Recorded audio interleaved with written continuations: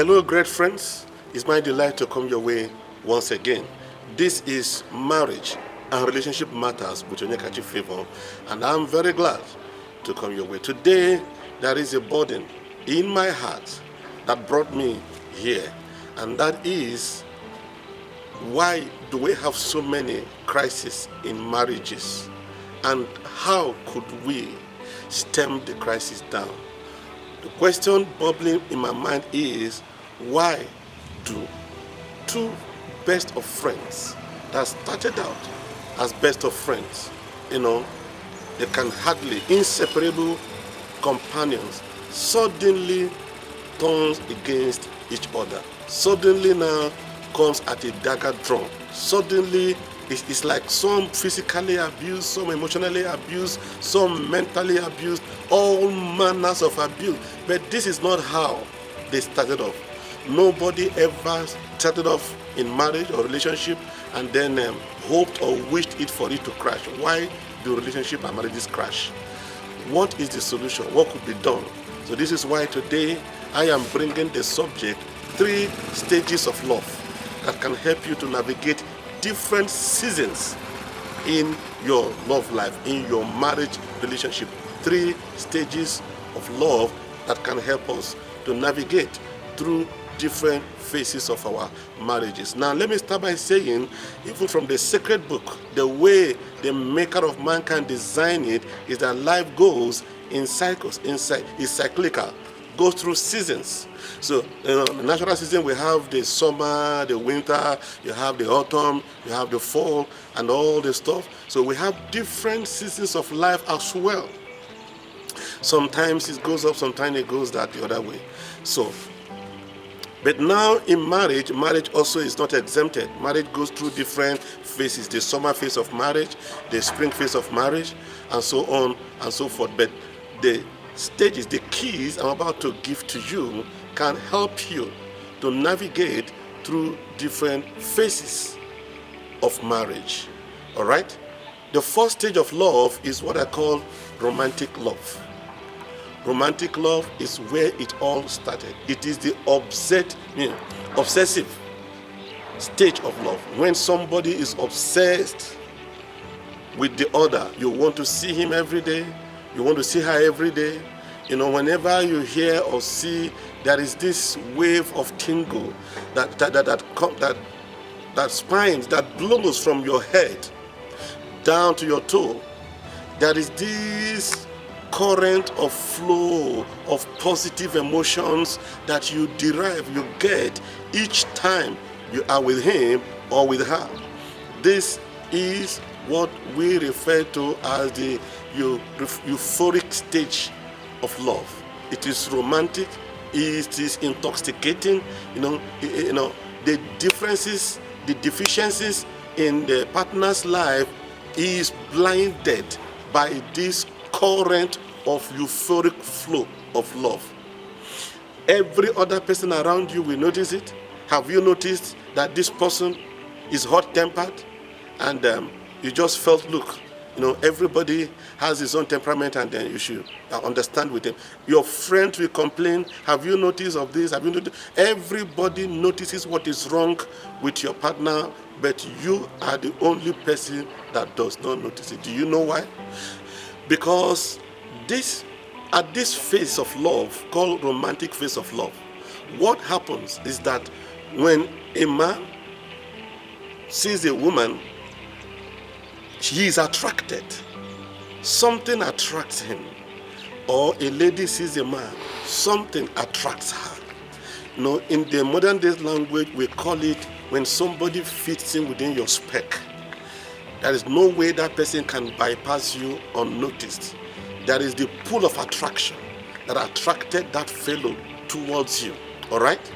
So what happened is that for this attraction to have been triggered or to be in place, there is something when the eyes contact makes it, and then when your eye contact matches with the partner that compels the attraction, a trigger happens. Hormones are released in your brain. Part of the hormone release is called dopamine. Dopamine is the same hormone released in a man's system when somebody is high. For instance, when somebody is on drugs, sniffing coke or smoke marijuana, the person is high. The same hormones, the same chemicals that are released in the brain are the same chemicals that are released when a man is moved by attraction. When a man sees the person is loved, that is how you now get what's called in love. So that is when you say, I am in love. The phrase I'm in love simply means there is an attraction from that lady or from that man. And at that point, that attraction has released or triggered the chemicals in the brain of man called dopamine that makes you high. The same way that somebody in cocaine or whatever is high, that is also how the person is loved is high. And you know the person does not see clearly and does not think straight. That is why everybody else will notice what is wrong with your partner except you. Because do you know why? You are high in love. All right?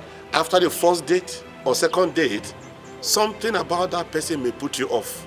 There and then it is engaged. But some people, no, it's not like that. They move on through the period of dating into courtship, and then it can even lead to marriage. Research has revealed that this romantic phase of love lasts between 3 months lower limit and 2 years upper limits. This is what makes a lady to sell her property to meet the man's need. This is what makes a man to even sell his father's property secretly to meet this lady's demand. It is called romantic stage of love. But after marriage, when this glides and leads a set of people into marriage, after marriage, you settle down. Then there are certain forces naturally that will make the release of this dopamine in the brain of human being to gradually disappear. Pressures of finances, pressures of work. To now, after this phase now, the target is no longer, your pursuit is no longer him or her solely. Because at this phase, the pursuit is all about him.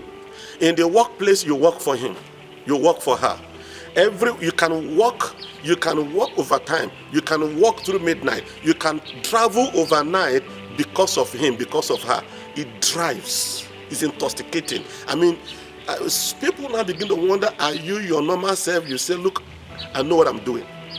Seemingly it appears you know what you're doing, but you are just being driven by these emotions, intoxicated inside of you by the romantic love that have released dopamine in the mind of the person. But when the person now settles down after marriage, what happens is that he is no longer the sole pursuit like before.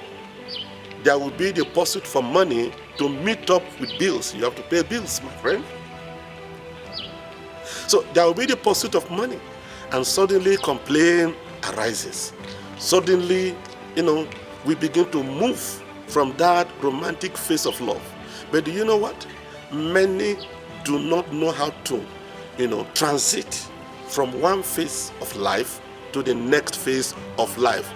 So many could not, because now the differences become clear. The personality differences becomes clear. This person is structured and the other person is not structured. And then suddenly you are irritated.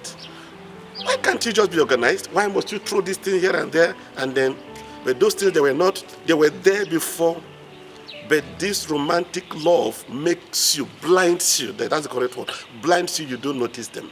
But right now, like somebody used to say that love is blind, marriage will open it. So when you settle down now, you now begin to notice the differences. I mean, the differences we are talking about here is differences in personalities. Please, it's important you note it. Not differences in value. I want to counsel you, if you notice differences in value, please, it's a no-go area. No. When values are different, it's a no-go area. But when values are the same, definitely the personalities is bound to be distinguished. Somebody is an extrovert, the other person is an introvert. One person may be a sanguine, the other person is a melancholy, and something like that. Before you know it, the strength and the weaknesses of that temperament now begin to manifest. And somehow it becomes irritating. Suddenly becomes irritated by the differences. But it's not meant to be so. The differences in our personalities are not meant to irritate us, which is exactly the natural inclination, the natural tendency, is that the differences in our personalities tends to put us off. This person cannot sleep with light on. The other person cannot sleep except that it's light on. So these differences are not designed to put us off. God created us differently. Variety, they say, is the spice of life. God loves variety. So he created us in various aspects, various ways that are different from each other. All right? So, but now what makes marriage to work is now to transit from romantic phase of love. I want to restrict myself in this particular discourse on 3 stages of love. There are other things I could have discussed along the line about the differences, but let me restrict myself today for this discussion on the 3. So now you have to learn to navigate from the romantic phase of love to the intentional phase of love. Yes, but many have not been able to navigate from the romantic phase where this love flows naturally. Romantic phase of love is that where it flows naturally to where now you intentionally cultivate love. Some people who cannot transit end it up there. They go their separate way. You know what happened? At this stage, they will see somebody else that is attractive to them, that will also trigger dopamine into their brain, and then they will start the whole process all over again. And so, and again, and again, and again. That is why people like somebody like late Larry King Live had married up to 8 wives, that married and divorced about 8 times. But I'm telling you that we can navigate from romantic phase of life to the next phase, which is the phase of intentionality. You now become intentional. What does that mean? You now consciously, you put up a conscious effort to please your partner. You'll be able to speak. Now listen, he said, the Holy Book, the Sacred Book said, love is as strong as death. Love is a universal language. Love will even melt the hardest stone of a heart. But the only thing that we do not know how to communicate this love. Even when some people want to be intentional about this love, they will tell you, Mr. Counselor, I have tried my best to love this man, this unlovable man. Listen to me, nobody is unlovable. Everybody bows to love. Ask Samson. No matter how strong you are, everybody. The only problem is that you have not learned to speak that person's love language. Do you understand? It is natural for us to love people our way. It is natural for us to love people our way, to do to people what we would have loved to be done to us. This is what they will even back it up. That the Bible says, do unto others as you want others to do unto yourself. So what happens is that you are speaking your love language. It's just like me now speaking English to somebody who speaks French. It's just like me now speaking Yoruba language to somebody who speaks Igbo language and does not hear. I will be saying all the good and nice things, but this person is not hearing. So for us to be intentional about love is to even discover, how can I love my partner? No, don't cut me short. Don't interrupt me. Don't say, is it only me that will love? Why can't he too love? No. Because somebody just interrupted me with that thought pattern. Let me tell you something. In life, there are many things outside of your control. There are many more things out of your control than things within your control. So when this scenario happens like that, what do? You control what you can control. You control what is within your control, and then leave the things outside of your control. But it has been discovered that when you control things under your control, things outside your control begin to align. That is why I am putting it up this way now. Look, you transit from romantic stage of love to intentional stage of love. That is where you consciously put them. What is it that can make you understudy people? Of course, a man called Gary Chapman came up with a book, a thought pattern, packaged in a book that sold very widely. Over 3 million copies sold, translated to 34 languages. He came up with a book called 5 Love Languages. So from his own years of counseling, he discovered that at least within these 5 love languages, your spouse, your partner, can respond to one. So people, everybody responds to love language. All right? No, it's popular. You may have heard it, but for the purpose of this, let me just refresh our memory. You have words of affirmation. It's simply to say thank you for a kind deed or a gesture. Many take their partners for granted. That is his duty. It's your duty to pay house rent, right? It's your duty to pay children's school fees. It's your duty to provide for the family. And you just take it for granted. And when you ask the man, he will tell you, Mr. Counselor, sir, I work my head out to please this woman, but it cannot be pleased. I work late hours, extra hours, but there is never anything I do that she appreciates. It's simply saying, that tells you the person's love language is what? Words of affirmation. You just expected thank you. That will be enough to motivate him, to ginger him. Not only for the one he has done, he knows that when encounters difficulty out there, that thank you from my wife will be the motivation needed to climb that mountain, to kill that Goliath, to take that risk, to dare that impossible thing, because the wife or the spouse will say thank you. Words of affirmation is there. You have act of service. Somebody said, sir, I do all the work alone. All he does is to cross his leg and watch television. That tells you that person's love language is act of service. All right. The other one is quality time. Quality time. We don't know. Yeah, you buy goods, you give me gift or car and everything, and you pay children's school fees. I appreciate it, but we don't see you. You're not always on ground. That tells you the person's love language is what? Quality time. So, this clip is too short to go into details about this, but I'm giving you clues. Then you also have giving of gifts. Giving of gifts. Wow, somebody I know, he will tell, it's not how big the gift is, but even if it's a small gift, must you wait for me to ask for it before you produce it? So try it. Coming back home and just buying barbecue, buy something, you have made that person's day. That tells you giving of gifts is the person's love language. The last but not the least is physical touch. Physical touch. You see, like children. Children, when you hug them, when you carry them, when they see you, they raise their hand. So from childhood, physical touch is an expression of love. When you touch people, maybe on the shoulder, hold the person's hand, squeeze it, carry a baby, hugging, and these are languages.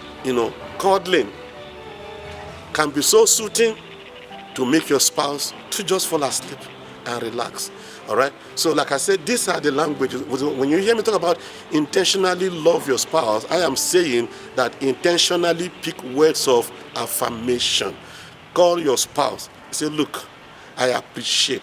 Even if you forget to say it immediately, now I am reminding you, sit down and say, honey, though I'm not saying it often, but I want to let you know I appreciate every effort you put into this marriage. You take care of the kids, you take care of the home when I'm away, and anything, just be intentional. Don't just say, I appreciate you, thank you. What for? What are you appreciating him or her for? But when you say, look, we've been here in a rented apartment without asking, you pay the house rent. I don't want to take it for granted. We have never faced the embarrassment of landlord. I want to appreciate you. So be intentional, be intentional. Then lastly, the third stage is unconditional love. Some call it sacrificial love. Some call it commitment love. Whatever you choose to call it, it is loving the person when the person is not responding to your love. I will explain. But how can I continue to love somebody? Just hold it. Unconditional love is, for instance, you say, let us go for counseling, the person says, I'm not going. This book will be helpful. If we read it, can our marriage say, I'm not reading. Let's pray about this marriage to work, I'm not praying. But since you have the mind to visit the counselor, please visit the counselor. Since you have the mind to read the book, please read that book. Since you have the mind, whatever you can, within your ability to do to make that marriage work, do it. Do you know why? There is what is called emotional love tank. Yes, emotional love tank. Depending upon the level of the emptiness of the tank, determines how edgy or naggy or unresponsive your partner will be. Depend how edgy or how unresponsive your partner will be. So when you begin to show this love, identify the person's love language, speak it to him, speak it to her, you begin to fill this tank. Begin to fill this tank. Each time you express that love in your positively express that love language, you identify, you spread. So the tank is getting filled up. When the tank is filled up, the person will crack, the person will break, the person will respond. That is what makes a man to kneel down with tears and said, I know I've been difficult. I'm sorry.